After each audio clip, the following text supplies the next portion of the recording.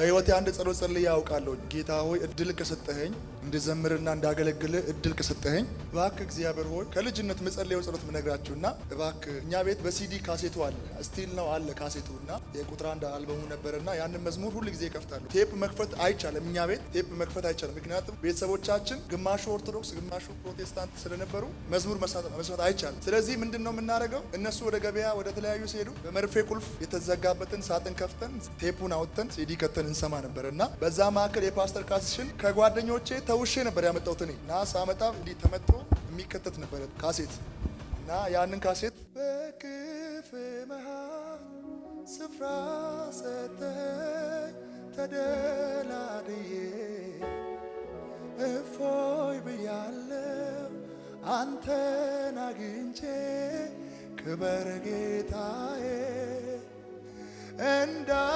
እንዳልታወቅ በቀኝ ያለ ልቤ መች ሰግቶ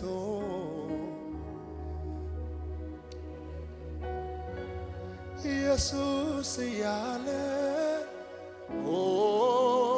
በቅፍ መሃል በዚያን ሞመንት ላይ ይሄንን መዝሙር እየሰማው ራሴን ያገኘሁት መሬት ላይ አፈር ቤታችን አፈር ነው። መሬት ላይ በደረቴ ተደፍቼ በኃይል እያለቀስኩ ስለ እውነት የመጀመሪያው እኛ ቤት ጌታን የተቀበልኩት እኔ ነኝ። ዛሬ ለመጀመሪያ ጊዜ እዚህ ቤት ልመስክር እኔ ነኝ። አንተን አግኝቼ ክበር ጌታዬ እንዳልታወቅ በቀኝ ያለ ልቤ መች ሰግቶ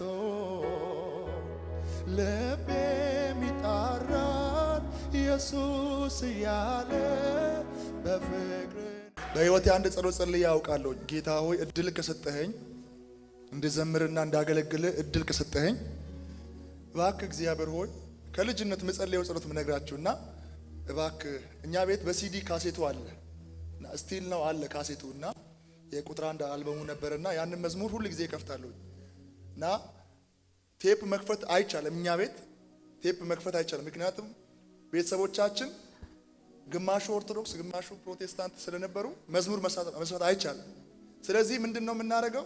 እነሱ ወደ ገበያ ወደ ተለያዩ ሲሄዱ በመርፌ ቁልፍ የተዘጋበትን ሳጥን ከፍተን ቴፑን አውጥተን ሲዲ ከተን እንሰማ ነበርና በዛ ማዕከል የፓስተር ካሴሽን ከጓደኞቼ ተውሼ ነበር ያመጣሁት እኔ እና ሳመጣ እንዲህ ተመቶ የሚከተት ነበር ካሴት እና ያንን ካሴት በክፍ መሃል ስፍራ ሰጠኝ ተደላድዬ እፎይ ብያለሁ አንተን አግኝቼ ክበር ጌታዬ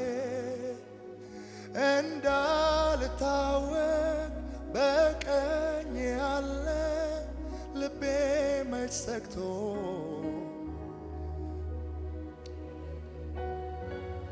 ኢየሱስ እያለ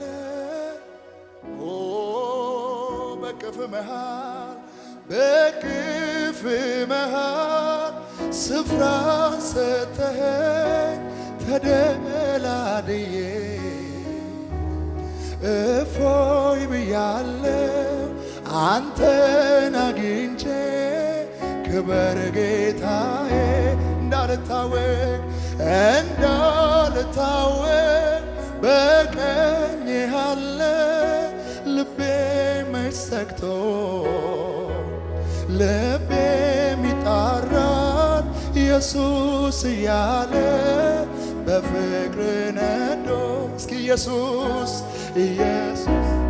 የሕይወቴ ትርጉም ኢየሱስ የመኖሬ ፍቺ ኢየሱስ የሕይወቴ ፍቺ ኢየሱስ አዳጋዳጋባሽ ኢየሱስ እኔስ ባንተ እጅ ኢየሱስ እጆቻችሁን ከፍ አድርጎና በቅፍ መሃል ስፍራ ሰጠኸኝ ተደላድዬ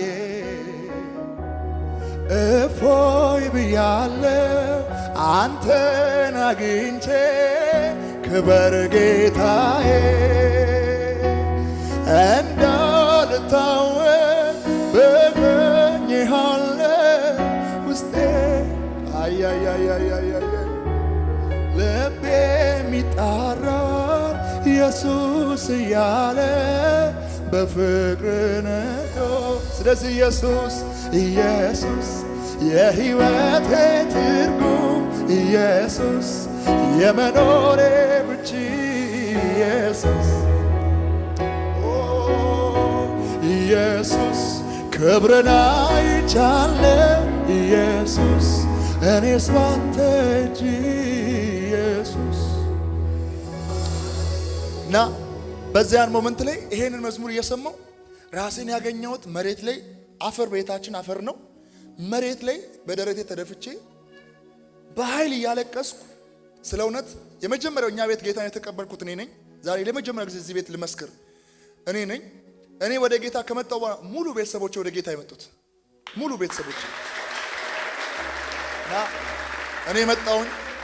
እኔ ከመጣሁ በኋላ ደግሞ የኔ እናት ወደ ጌታ መጣች።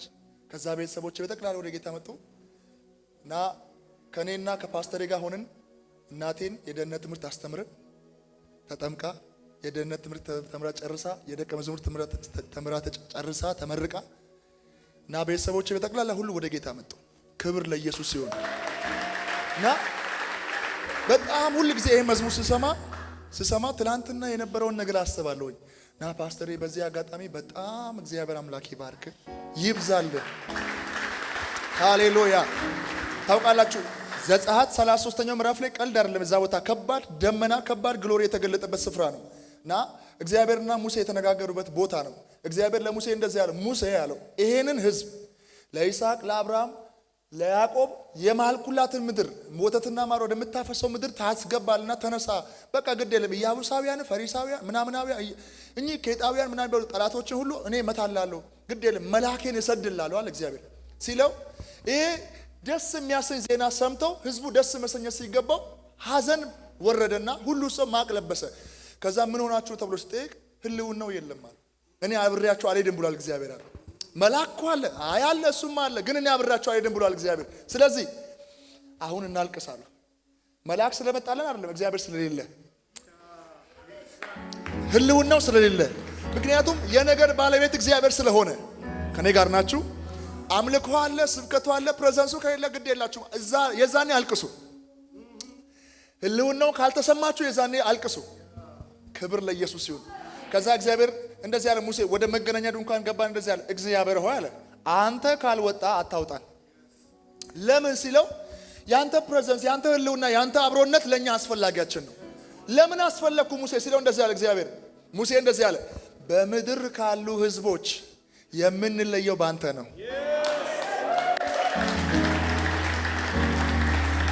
እግዚአብሔር ልዩነታችን ነው።